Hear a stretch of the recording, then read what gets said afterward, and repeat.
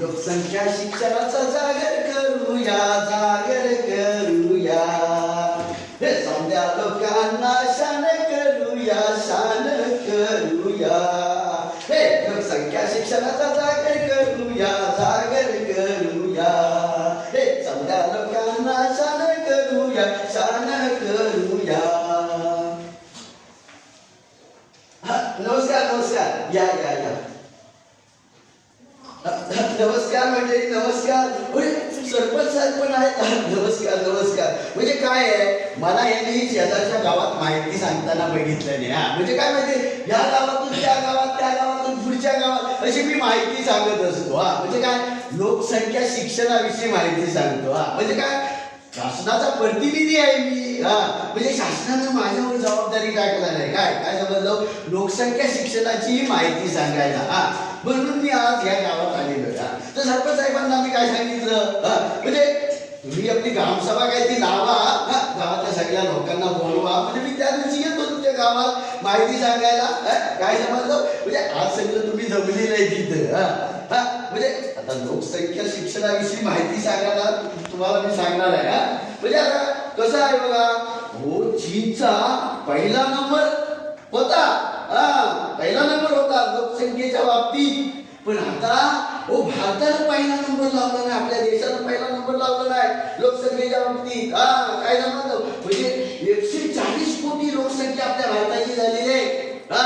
मग एवढी लोकसंख्या असेल तर देशाला, आपल्या विकासाला बाधा येईल ना. कसा पैसा पुरवणार देश? मला सांगा, आरोग्याच्या सुविधा, रस्ते कसे बांधणार? पैसा अपुरा पडणार सगळा. म्हणजे खाणारी तोंडा जर जास्त असतील तर कसा अन्न पुरवठा पुरवणार आपण? मला सांगा, ती जर खाणारी तोंडा जर कमी असतील तर बाई कसं होईल बघा, पैसा पुरा पडेल की नाही? हे सगळं कसं नियोजन करता येईल? देशाचा विकास पण होईल. म्हणजे गावागावात देशाला पोहोचता येईल. काय समजलं?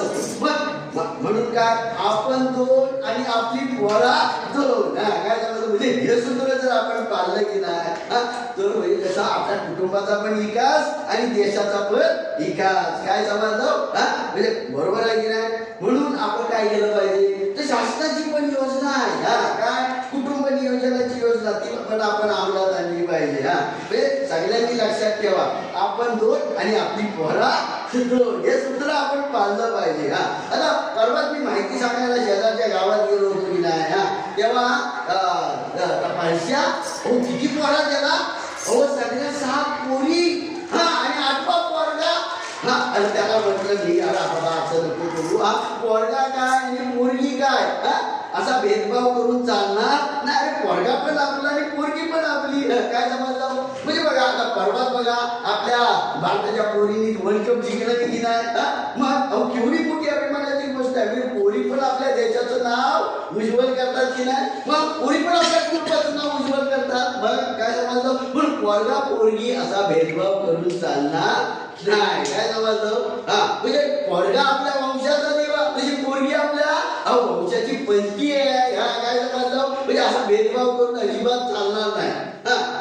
त्याला काय म्हटलं, अरे पोरा कशी पोचतोस तू एवढी, बिचारा मोल मजुरी करतो, इकडे तिकडे मजुरी करून हे सगळं कुटुंब पोसायचं काय साधी सोपी गोष्ट आहे काय? मग ती जर पोरा घरात कमी असतील, मर्यादित असतील, 2च असतील तर कसा पैसा पण पुरत, सगळी पोरांची स्वप्न साकार करता येतील की नाही, त्याच्या गरजा पण आपल्याला पुरवता येतील. काय समजलं, म्हणजे बरोबर आहे की नाही? मग त्याला तर पटलं. मग आता काय हे निवडून गेली ती गोष्ट गेली आहे, पण माझा संदेश दुसऱ्या कुटुंबापर्यंत पोहोचला की नाही. मग त्या गावातल्या सगळ्या लोकांना मी सांगितलं, तर आपण दोन आणि आपली पोरा दोन, हे सूत्र आपण पाळायचं.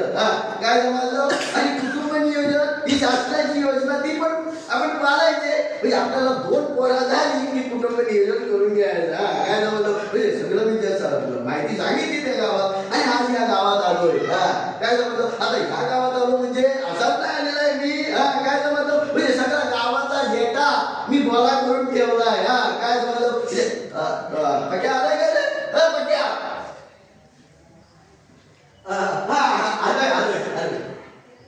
आलायस ना? अरे बाबा तुझा कुत्रा नाही ना आलाय.